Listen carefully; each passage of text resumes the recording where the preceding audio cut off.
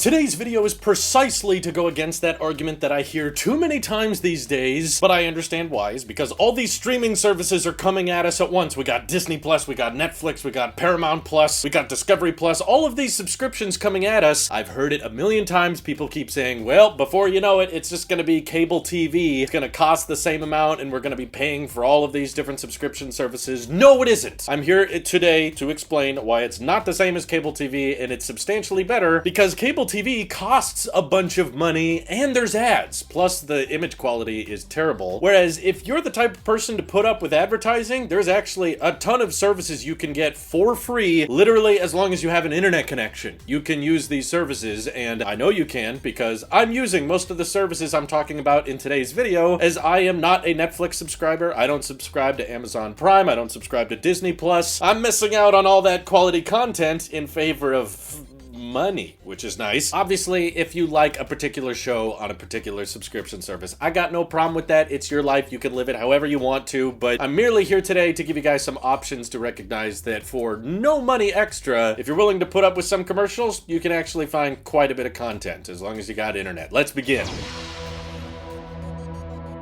So I was posting to our YouTube members actually that this was today's video, and one of them suggested Pluto TV. By the way, no sponsors at all. No one's reached out to me at all. I'm just doing this for the sake of doing it. It's actually my cousin Matt's idea, so shout out to Matt. But Pluto TV has some good stuff on demand. They have a bunch of live channels that is trying to emulate what real cable TV is, but from what I've heard, a lot of those live broadcasts are just loops, or they're not really showing that much new original content. So the main reason I would be interested in Pluto TV is just for the on-demand stuff. They have a ton of movies, ton of TV shows to choose from. The ones that stood out to me was the Matrix trilogy. So if you're willing to watch the first one and sit through the last two because you've got literally nothing going on in your life, then Pluto TV lets you do that for free. And I get it, ads are annoying, but the thing I like about ads when you're watching a free streaming service on your TV is it's very, very easy for when the ad starts to just mute the commercials and then go on your phone, text back the people who are trying to reach out to you, check your email. I do some basic stuff done, and by the time the ad break is over, I unmute and go about my day. So one of the reasons I can't stand ads on YouTube is because most of the time I'm not watching YouTube on my TV. I'm watching it on my phone or my computer, and therefore muting or skipping the ads is a lot more complicated, and it requires a lot more interaction on my part than the TV does, where it's just a simple mute, check my phone, go back to watching once the ads are done, and Pluto TV pretty much works in that regard. I don't have too much experience with it because I just found out about it. Absolutely free, and there's tons of stuff to choose from. Another service that I'm keeping near the bottom of the list because honestly I haven't had much success with them, but they do have free stuff, is Vudu. So they technically have paid options. You can rent and buy movies through them, but they do have a free section where once in a while you'll get a major title, but for the most part it's a ton of garbage. But I've discovered that even garbage movies can be somewhat entertaining. Your Sharknadoes, your generic Cabin in the Woods movie, not the actual Cabin in the Woods movie, which is pretty good. But either way, Vudu has some free stuff, so if you're just scanning